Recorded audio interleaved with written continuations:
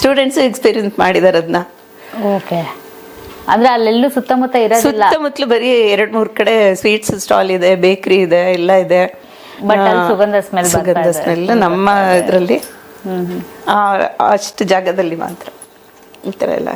ಹೌದು.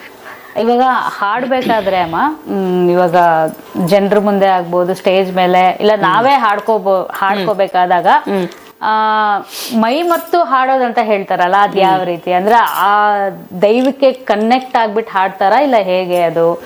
ಆತರ ಯಾವಾಗಾದ್ರೂ ಆಗಿದ್ಯಾಮ್ಮ? ನನಗೆ ಒಂದಿನ ನಾನು ಇದರಲ್ಲಿ ಕ್ವಾರ್ಟರ್ಸ್ನಲ್ಲಿ ಇದ್ವಿ.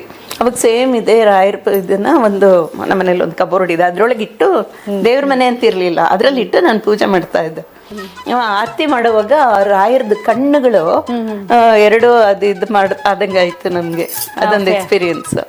ಓಕೆ, ಅಂದ್ರೆ ನೀವೇ ಹಾಡ್ಕೊಂಡು ಮಾಡ್ತಾ ಇರೋವಾಗ. ಹೌದು.